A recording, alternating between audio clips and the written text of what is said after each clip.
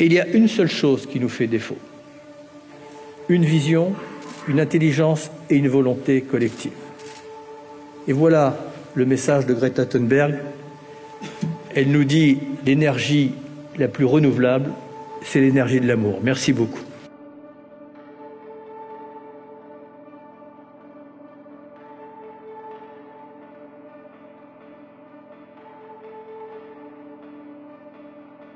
Notre institution n'a cessé de se transformer, se consolider. 9326 étudiants en 10 ans. Nous connaissons une croissance globale proche de 40%. Et en ce 10e anniversaire, nous pourrions passer à un autre cap symbolique, celui des 10 000 étudiants. La production scientifique de notre institution connaît une large progression également. Ce sont plus de 800 chercheurs, dont 520 doctorants, ont contribué à 2548 publications scientifiques. Dans le dernier classement U-Multirank, l'UMONS apparaît comme la seule université belge francophone dans le top 100 mondial. L'investissement de l'université dans la voie du développement durable a déjà donné lieu à diverses initiatives. 5000 m² de prés fleuris gérés de manière à favoriser la biodiversité. Des hôtels à insectes ont été installés sur nos différents campus. En matière énergétique, notons l'installation de 2700 panneaux solaires sur plusieurs de nos bâtiments. Nous vivons dans une interconnectivité comme jamais encore il n'en a existé. Mais dans ce monde, il y a des choses insupportables. Pour le voir, il faut bien regarder, chercher. Je dis aux jeunes, cherchez un peu, vous allez trouver. La pire attitude est l'indifférence. Dire je n'y peux rien, je me débrouille. En vous comportant ainsi, vous perdez l'une des composantes essentielles qui fait l'humain, une des composantes indispensables, la faculté d'indignation et l'engagement qui en est la conséquence. La voix et le visage de cette lutte sont assurément ceux de Greta Thunberg. Elle est le symbole de cette jeunesse qui veut être maîtresse de son destin et qui ne souhaite pas payer les erreurs de ses ancêtres pollueurs. Son message est clair. Le temps s'écoule vite et à chaque seconde qui passe, nous épuisons un peu plus notre planète.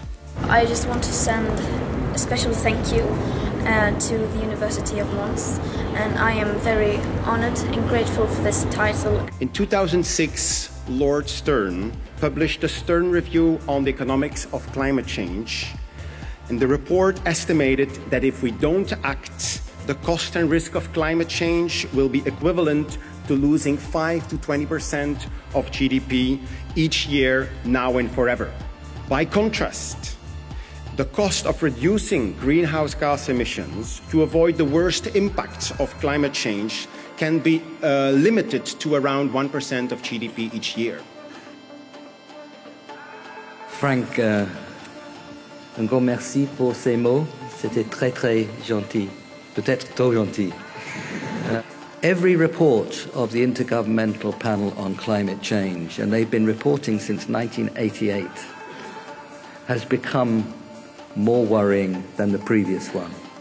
Imagine what we can do now in managing energy systems, transport systems, cities, forests, land, through the enormous power of data, observation, artificial intelligence. We are in a much better position. We have in our hands an extraordinarily attractive new way of increasing our living standards in the world. We can create cities where you can move and breathe and be productive. Dans nos sociétés démocratiques, l'action politique n'est possible que si elle est poussée par une demande forte de la population. Les scientifiques ont dès lors besoin de relais pour traduire leurs connaissances en une conviction partagée par toute une société et en action politique et sociétale.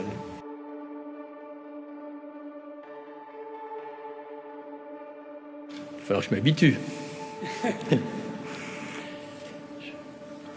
J'ai mis un temps très long pour m'habituer à ma fonction de ministre. Et en fait, je ne m'y suis jamais habitué. Et là, maintenant que je me vois docteur, c'est ma femme qui va être contente. Mon émotion est palpable, je le pense. Parce que j'ai toujours été étonné de ce qui m'arrive dans mon existence. parce que je me trouve, et n'y voyez pas là de la fausse modestie, je me considère comme quelqu'un de très ordinaire, mais qui a eu une vie extraordinaire. Et donc, et le combat que je mène, et je crois que c'est celui-là que vous honorez ce soir plus que le personnage, me paraît tellement frappé au coin du bon sens, parce que c'est le plus beau des combats, c'est le combat pour le respect de la vie. Nous n'avons pas d'autre choix que de construire un monde solidaire. Et c'est là que économie et écologie se rejoignent. Un monde solidaire, c'est un monde qui partage depuis 30 ans. J'essaye avec d'autres, après d'autres, et probablement avant d'autres, de faire en sorte que nous réagissions face à la gestation d'une tragédie d'une grande échelle, parfaitement prévisible. Et quand on me dit, mais comment se fait-il qu'on en soit encore là 30 ans après, et que le péril se rapproche, et que cette fenêtre entre le moment où nous aurons encore les cartes en main et le moment où nous ne les aurons plus est de plus en plus court. Nous avons là une occasion magnifique, si nous entendons ce message, de réagir et de faire collectivement un saut qualitatif, parce qu'il n'y aura pas de perdant ou de gagnant. Comme l'a dit Martin Luther King pour la cause des Noirs, on est condamné à agir ensemble ou à tous crever comme des idiots. Et il y a une seule chose qui nous fait défaut. Une vision, une intelligence et une volonté collective. Et voilà le message de Greta Thunberg. Elle nous dit l'énergie la plus renouvelable, c'est l'énergie de l'amour. Merci beaucoup.